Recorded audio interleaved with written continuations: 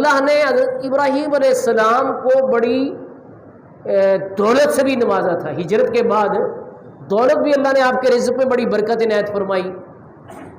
تو اس پر بعض فرشتوں نے اللہ کی بارگاہ میں عرض کیا اللہ ابراہیم جو تیری عبادت کرتا ہے, تیری بندگی کرتا ہے اور ذکر کرتا ہے, یہ اس وجہ سے کہ تو نے اسے بڑی دولت دی ہے, لیکن اگر دولت نہ ہوتی اور اسے بھی یہ کمانے کے حوالے سے فکریں پریشان کرتی تو وہ تیرا ذکر نہ کرتا بلکہ ان فکروں میں ہی رہتا. تو اللہ نے فرمایا کہ تمہیں اجازت ہے کہ جا کے تم آزمائش کر لو کسی بھی طریقے سے. تو فرشتے انسانی شکل میں گئے. حضرت ابراہیم خلیل اللہ علیہ السلام وہ بکریاں چرا رہے تھے, تو انہوں نے جا کر تسبیح کی ان الفاظ میں سبحان ذی الملک والملکوت سبحان ذی العزت والعظمت والہیبت والقدرت والکبریاء والجبروت. جب آپ نے تسبیح سنی اور پھر فرشتے چپ کر گئے, کہا کہ تم اللہ کا ذکر کر رہے تھے, چپ کیوں کر گئے؟ انہوں نے کہا جی پہلے تم اپنی مرضی سے ذکر کر رہے تھے, تو اب اگر آپ ہم سے ذکر سننا چاہتے ہیں تو یہ بکریاں ہمیں دے دے تو پھر ہم آپ کو ذکر سنائیں گے. اب یہ امتحان ہو رہا تھا نا. تو جس سے محبت ہوتی ہے اس کے ذکر سے بھی محبت ہوتی ہے. اس سے بندہ اس لٹمس پیپر سے, اس ٹیسٹ سے ہر بندہ جان سکتا ہے کہ اللہ سے کتنی محبت ہے. جس کو اللہ کے ذکر سے محبت ہوگی, جس کو اللہ سے محبت ہوگی اس کے ذکر سے بھی پیار ہوگا, الفت ہوگی. تو حضرت ابراہیم علیہ السلام کو جب فرشتوں نے کہا جناب یہ بکریاں دے دیں تو پھر ہم ذکر سنائیں گے, ٹھیک ہے بکریاں تم لے لو مجھے ذکر سناؤ. تو بکریاں ان کو دے دیں, کہا ذکر شروع ہو گیا, آپ بھی ذرا کر لیں سبحان ذی الملک والملکوت سبحان ذی العزت والعظمت والہیبت والقدرت والکبریاء والجبروت. پھر چپ کر گئے. آپ نے فرمایا چپ کیوں کر گئے, اور ذکر کرو, مجھے تو بڑا سرور آ رہا ہے اپنے رب کا ذکر سن کے, مجھے تو اپنے رب سے بڑی محبت ہے, تو مجھے تو اس کے ذکر سے بڑا ہی سرور آتا ہے. فرشتوں نے کہا جناب بکریاں دے دی ہیں آپ نے, اب ہمیں آپ کیا دیں گے کہ ہم آپ کو وہ اجرت لے کر ذکر سنائیں. ان کا دیکھو ریوڑ بہت بڑا ہے بکریوں کا, تم تنہا چرا نہیں سکتے, تمہیں چرواہے کی ضرورت ہوگی تو چرواہے کے طور پر مجھے رکھ لو, تنخواہ نہ دینا, مجھے ذکر ہی سناتے رہو. تو انہوں نے کہا جناب یہ بکریاں بھی آپ کی ہیں, ریوڑ بھی آپ کا ہے, ہمیں اس سے کوئی کام نہیں ہے, ہم تو آزمائش کرنے آئے تھے کہ آپ کو ریوڑ سے زیادہ پیار ہے, اپنے مال سے زیادہ پیار ہے, یہ رب سے زیادہ پیار ہے, تو آپ اس امتحان میں کامیاب ہو گئے. جی اب اس بات کو سامنے رکھ کے ہر بندہ سوچے کہ جناب ہم کہاں پر کھڑے ہیں کہ جب رب کی راہ میں دینے کا معاملہ ہو تو بغلے جانتے ہیں اللہ ماشاءاللہ معذرت کے ساتھ. یعنی آپ دیکھ لیں, یہ انتظامیہ والوں سے ہی پوچھ لیں کہ کوئی کام ہو تو کتنا محنت سے کہنا پڑتا ہے کہ جی یہ کام بھی ہے, یہ بھی ہے, یہ بھی کروانے والا ہے. لیکن ہونا تو یہ چاہیے تھا کہ لوگ لائن میں لگے ہوتے کہ یار رب کا گھر ہے, اس کی رضا مجھے حاصل ہو جائے گی رب کے گھر کی خدمت سے, تو رب کی خوشنودی کا سبب ہے, یہ تو کام میں کروں گا, دوسرا کہتا میں کروں گا, رب کے گھر کی خدمت کرنی ہے, میں کیوں پیچھے رہوں. لیکن معاملہ کیا ہے, معاملہ یہ ہے کہ کہنا پڑتا ہے, مطالبہ کرنا پڑتا ہے کہ جی یہ کام بھی ہونے والا ہے, بجلی کا بل ہے جناب وہ دینے والا ہے, یہ دینے والا ہے. تو یہ رب کے گھر کے کام جس کو محبت ہوگی اللہ تعالیٰ اسے ہی یہ شرف دے گا, یہ اس کو اعزاز بخشے گا کہ وہ رب کے گھر کی زیب و زینت میں اور اس کی ضروریات کو پورا کرنے میں لگا رہے گا. یہ اس کے پیار کا کیا ہے, اظہار ہے. یہ اس کے پیار کا کیا ہے, اظہار ہے. تو ہم میں سے ہر بندے کو سوچنا چاہیے کہ غیر ضروری کاموں میں کیوں خرچ کر رہے ہیں, جب یہ پیسہ یہیں رہ جانا ہے تو کیوں نہ رب کے رستے میں دے جہاں پہ کہ کئی گنا ہو کر وہاں ملے گا. آخرت میں کئی گنا ڈبل ہو کر نہیں، 10-20 بلکہ خلوص نیت دکھاوا جس میں نہ ہوگا تو 700 گنا تک ہو کر وہاں ملے گا. آپ اندازہ کریں. لیکن دین سے دوری کی وجہ سے آپ دیکھیں حالت کیا ہو گئی ہے کہ لوگ 7.5 کروڑ روپے کا ٹکٹ خرید کر ایک جہاز کا صرف وہ دیکھنے جاتے ہیں، کیا ہے، ملبہ پڑا ہوا ہے اس کو دیکھنے، موت کے منہ میں داخل ہو گئے. چلو رب کے گھر کو دیکھنے جاتے، کوئی پیکج اس کا 7.5 کروڑ کا ہوتا تو سمجھ میں آ جاتا، چلو یار حج کرنے گئے کوئی بڑا ہی اعلیٰ پیکج لے گئے. وہ ٹائٹینک کا ملبہ دیکھنے 7.5 کروڑ ایک بندے کا ٹکٹ.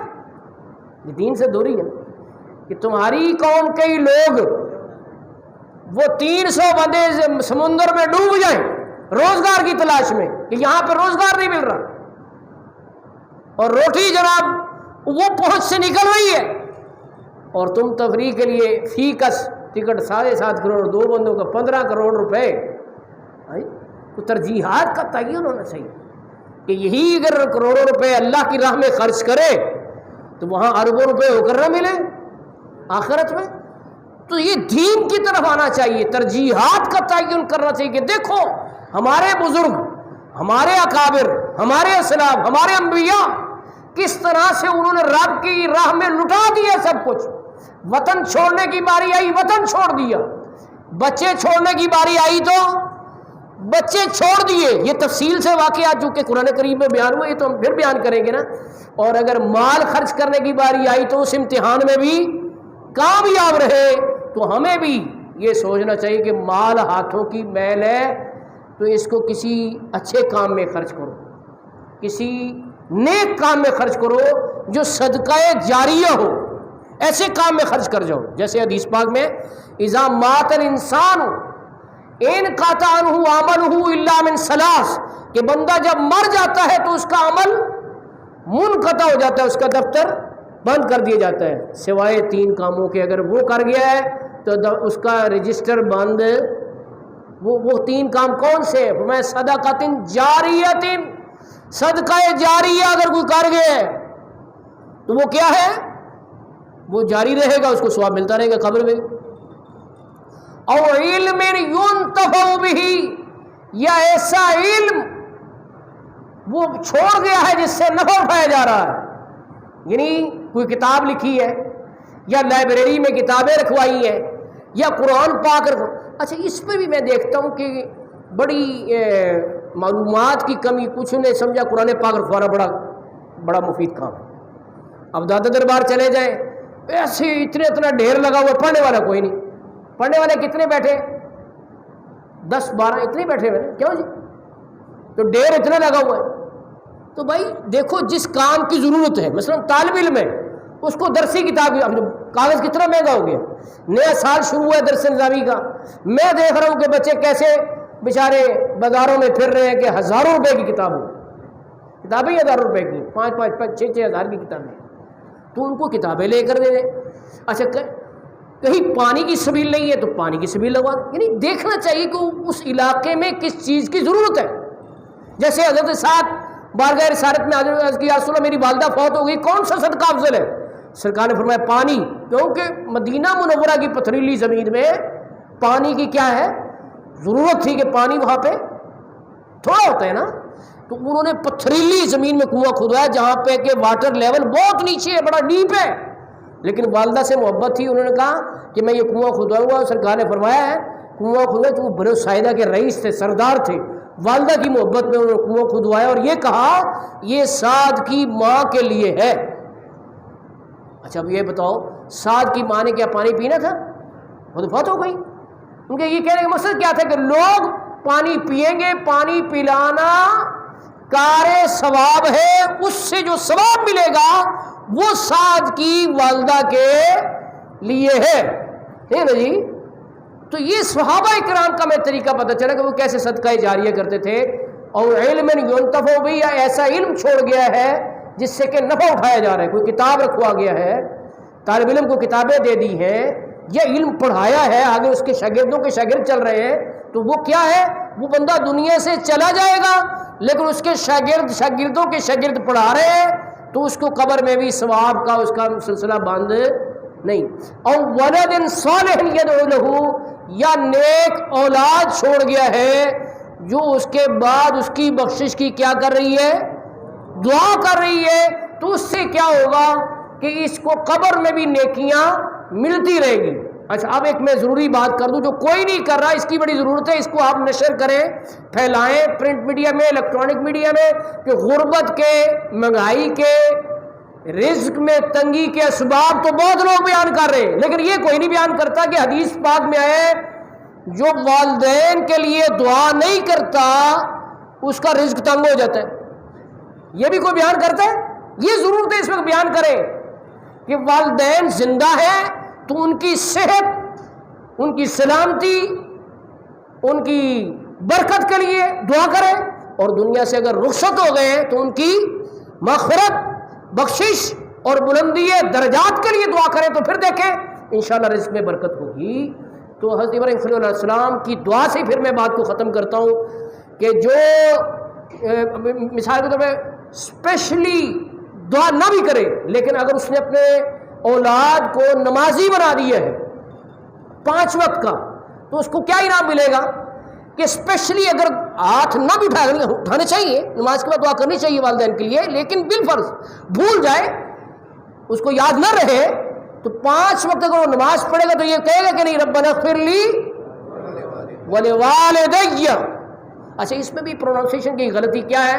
ولے والدیہ کہتے ہیں لوگ، ولے والدیہ یہ لفظ نہیں ہے، ولے والدیہ والی ہوا ہے، ولے والدیہ میرے دونوں جو ہے ماں باپ، یہ تثنیہ کا صیغہ ہے، ولے والدیہ میرے والدین کو بخش دے.